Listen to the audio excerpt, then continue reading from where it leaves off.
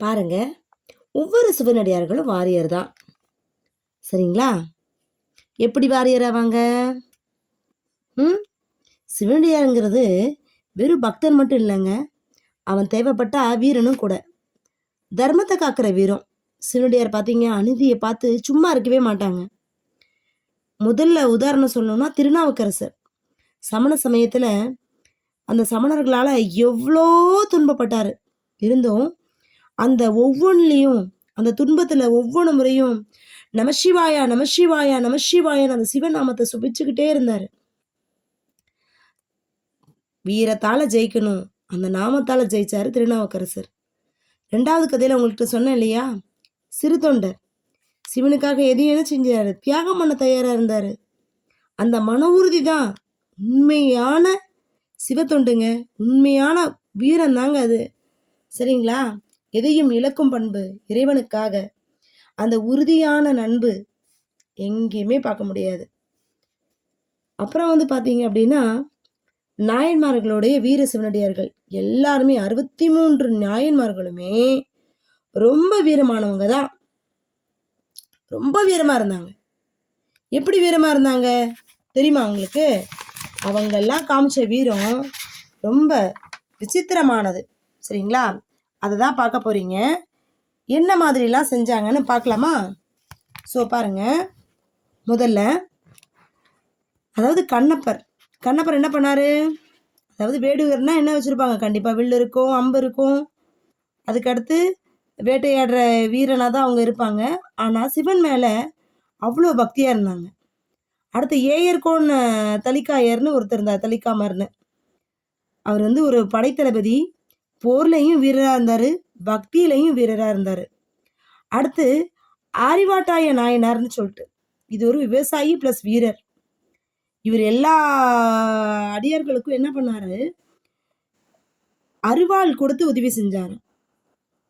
3வது பாருங்க, இப்பெல்லாம் முக்கியமான விஷயம், செக்ஸ்ன்னு சொன்னா சிவனடியாரா?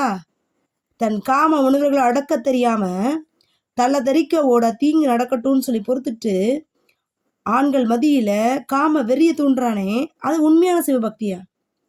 புற எதிரியை விட நமக்கு உள்ள காமம், கோபம், பேராசை, இதுதானே பெரிய எதிரி. சரிங்களா? அதை எப்படி எதிர்க்க முடியும்? நம்ம அதை எப்படி முறியடிக்க முடியும்? சரிங்களா? எப்படி முறியடிக்கலாம்? அதாவது ஜெபம் செய்யலாம், தியானம் பண்ணலாம், தொண்டு செய்யலாம். அந்த 3 ஒளிதான். இறைவனை அடைவதற்கு செக்ஸ் தேவை இல்லைங்க. காமங்கிற உணர்வு அடக்க தெரியணும். அது எப்படி? நேர்மையான அந்த தியான மார்க்கத்துக்கு போவதன் மூலமும், சரியா, தியானத்துக்கு போகிறதன் மூலம். கண்டிப்பா சுருக்கமா சொன்னா, இந்த சிவனடியார்கள் அப்படிங்கன்னா கையில ருத்ராட்ச வச்சிருக்காங்கல்ல, அதுதான் நெஞ்சில வீரம் இருக்குன்னு அர்த்தம். தேவைப்பட்டா ஓம் நமசிவாயா அப்படின்னு சொல்லி காப்பாத்திக்கிட்டே இருப்பாங்க. தேவைப்பட்டா தர்மத்துக்காக நிற்பாங்க. 3வது, அதனாலதான் அதுக்கு பேரு யமன் மீதி சிவன், யமன் பாதி சிவன் மீதி. அது என்ன யமன் பாதி? சரியா? அந்த கதையில பாத்தீங்கன்னா சிவன் யாரை அடிக்கிறாரு? யமனையும் அடிக்கிறாரு. சரியா? அந்த வீரம்தான் ஒவ்வொரு சிவனருக்குள்ளேயும் கண்டிப்பா இருக்க வேண்டிய ஒரு உண்மையான பக்தி. நம்மக்கிட்ட இருக்கா? நல்லா பாருங்க, நம்மக்கிட்ட வீரனோட 3 குணம் இருக்கணும். என்னென்னு பார்த்தீங்க அப்படின்னா, முதல்ல பக்தி. சிவன் மேல அளவில்லாத பக்தி. இவ்வளவுதான் இல்லை, லிமிட்லெஸ்ஸா இருக்கணும் நீங்க. அடுத்து பார்த்தீங்கன்னா தைரியம். தர்மத்துக்காக தப்பு செஞ்சாங்களா, யாரா இருந்தாலும் தட்டி கேட்கணுங்க. நிக்கக்கூடிய மனசு வேணும். 3வது பார்த்தீங்கன்னா தொண்டு. அடியார்களுக்கு சேவை பண்ற குணம் இருக்கே ஆகணும். எல்லாருக்கும் தொண்டு செய்யணும். இந்த 3 குணம் இருந்தா அவன்தான் உண்மையான சிவனடியார். புரியுதுங்களா? இந்த 3 குணம் உங்களுக்குள்ள இருக்கா பாருங்க, நீங்க உண்மையான சிவனடியார். வீரம், பக்தி, தைரியம், தொண்டு.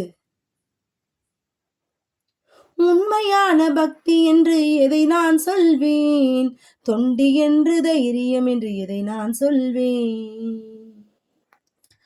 அளவில்லாத பக்தி கொண்டு துன்பத்தை விரட்ட நாமம் சொல்லி வாழ்பவனே பக்திமானாவான், அவனே பக்திமானாவான்.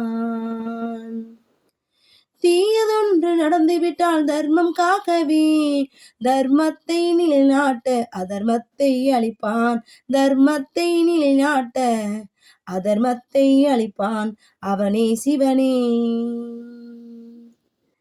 அடியார்களுக்கு தொண்டு செய்யும் குணமே தொண்டு என்று உணரு, தொண்டு என்று உணரு, அதுவே சீரந்த பக்தி குணம் என்று அறிவாயே, அதுவே உண்மையான வீரம்.